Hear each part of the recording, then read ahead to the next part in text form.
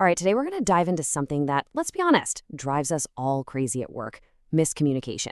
We're going to break down why it happens, why it's so damaging, and most importantly, a really simple technique you can use to clear the air, starting right now. You know that feeling, right? That absolutely maddening moment when you realize you and your colleague are operating in two different realities, even though you were sure you were crystal clear. This is all about lifting that fog and finding a way back to common ground every single time. So, first things first, let's get something straight. Misunderstanding someone, it's not a personal flaw. It's not because you're bad at communicating or they're bad at listening.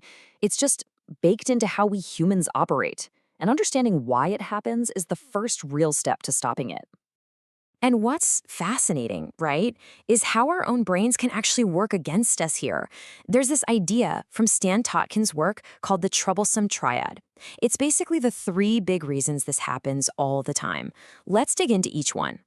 Okay, think about this for a second. Your memory, it's not a video recorder. Not at all.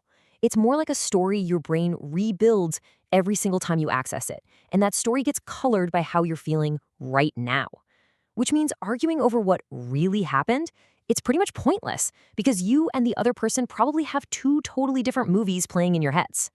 And that leads perfectly into the next piece of the puzzle: perception. You've probably heard the saying, we don't see the world as it is, we see it as we are. And man, is that true. If you're already stressed out from a tough morning, a totally normal email from a coworker can suddenly sound aggressive, right? That's your personal filter at work. And last but not least, the simple act of talking is, well, it's surprisingly complicated. You have an idea in your head, you have to encode it into words, send it out, and then the other person has to decode it. There are so many places for things to get lost in translation. Clarity is never a guarantee. So what happens when that fog of misunderstanding rolls in? What's our gut reaction? Usually it's not great.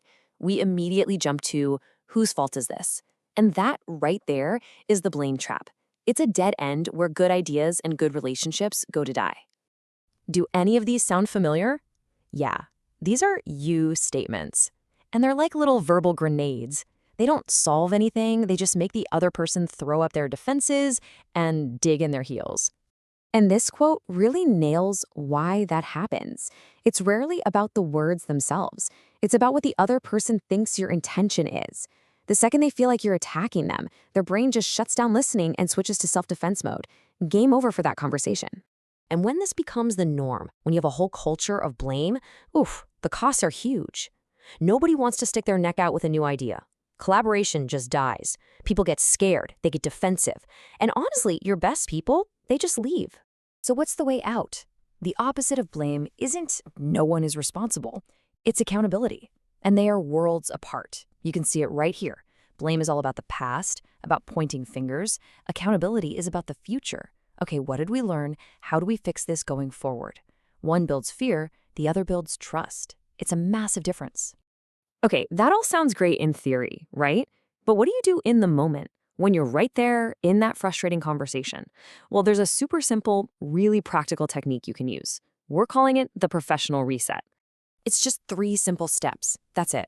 1, own the transmission. 2, rephrase the message. And 3, check for alignment. And look, this isn't about saying I was wrong. It's about saying I own this communication breakdown and I'm gonna fix it. All right, step 1. This is the magic bullet, honestly. You start with a phrase like, you know what, I don't think I was being very clear. Or, let me try to explain that a different way. See what you're doing? You're taking ownership of how the message was sent, not admitting to a mistake. And that simple act just, dissolves their defensiveness. Just look at the difference here. Instead of, you're missing the point, you say, let me try to explain it another way. Instead of, you weren't paying attention, it's, I want to make sure we're aligned on this. You're shifting from accusation to collaboration. It completely changes the energy of the conversation.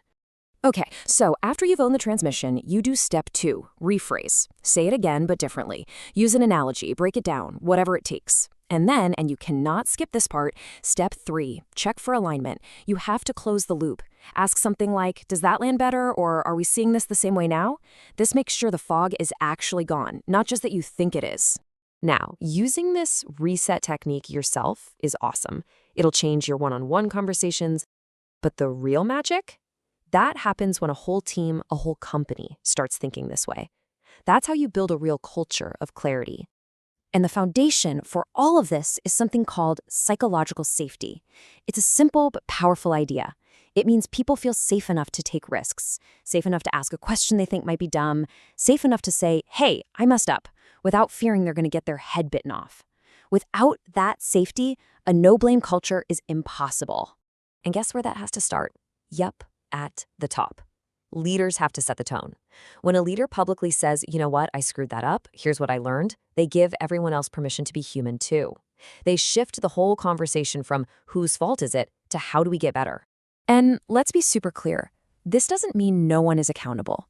It's the opposite. Psychological safety is what makes real accountability possible. When leaders give people clear goals and the safety to pursue them, employees can actually step up and take true ownership of their work. So, when you boil it all down, what are we really saying? That creating clarity, lifting that fog, it isn't just one person's job. It's not just for managers. It's a shared responsibility. We all have a part to play in communicating clearly and, just as importantly, in asking for clarity when we need it. So, as we wrap this up, I want you to think about your own work week. Where is there a little bit of fog right now? Is there one project, one conversation, one relationship that could use a professional reset? Because the power to cut through that confusion, it's right there in your hands.